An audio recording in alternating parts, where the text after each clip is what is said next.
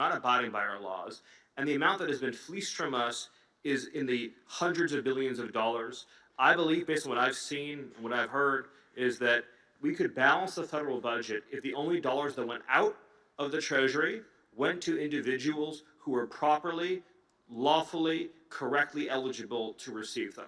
And that ultimately is going to be what we have to do as a country. In the meantime, because of the Vice President's leadership, you are seeing the most muscular, robust, aggressive, dedicated, determined, and speedy effort to shut down criminal fraud that has not only ever occurred in the history of this country, but in any developed nation. So thank you. Vance just revealed the huge amount of fraud his tax force has uncovered, and they are still ramping up. The benefit of our friends in the media.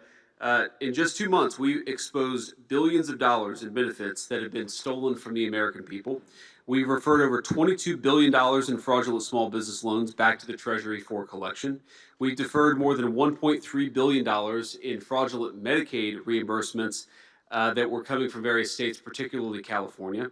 We put a 6-month hold on enrollments for new hospice and home health care providers because so many of the newer hospice providers were not actually providing hospice services, but were just focused on fraud. So we're going to cut that out for a little bit and try to get to a place where we can actually certify that the people providing hospice services are actually providing those very necessary and important services. We've recovered taxpayer funds from the $135 billion stolen after the floodgates were open in the immediate aftermath of COVID. We have found $6.3 billion in suspected fraudulent government contracts, which were mostly awarded during the last administration, and that has stopped. And finally, we blocked $60 million in student aid fraud that should have gone to young people trying to get an education, but instead we're going to fraudsters. And I think the theme here of the anti-fraud task force up to this point has really been that we're protecting two classes of victims here. We're protecting the American taxpayers who shouldn't have their money stolen by fraudsters. And of course, we're protecting the people who need these. In just 2 months, $22 billion in fraudulent small business loan, $6.3 billion in suspected fraudulent government contract from the Biden years, $60 million in student aid diverted to fraudsters instead of students.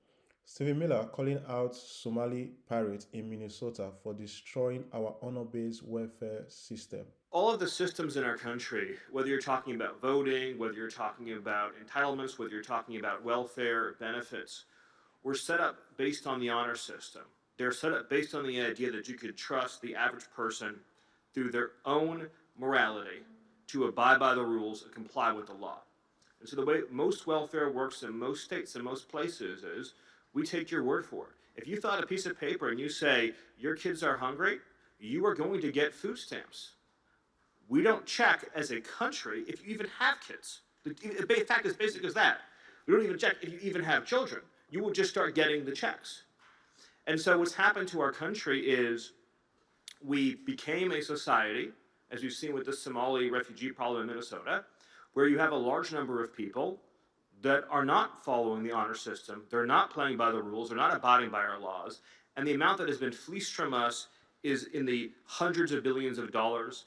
I believe, based on what I've seen and what I've heard, is that we could balance the federal budget if the only dollars that went out of the Treasury went to individuals who were properly, lawfully, correctly eligible to receive them.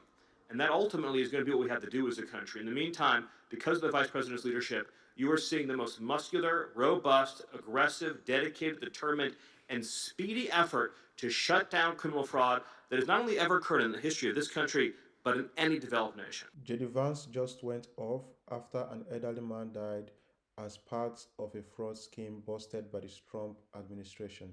No help, no check ins, and the very man, the vulnerable elderly man that he was supposed to be protecting and looking after, was reimbursed by the taxpayer in order to do exactly that. That man died. And one day before he died, after months of being neglected by the caretaker who was getting reimbursed by the American people, one day before he died, he submitted his final reimbursement for services he never provided for a man he never cared for. And that man lived his final moments on this earth neglected while a fraudster got rich by providing services that he never actually provided. That's what we're trying to stop, ladies and gentlemen. That's what we have to fight back against. It's a shame that anything like that happens. But if it does happen, the only way to protect those people and the only way to protect the American taxpayer is to ensure that the fraudsters go to prison and that they stop this ridiculous scam on the American people.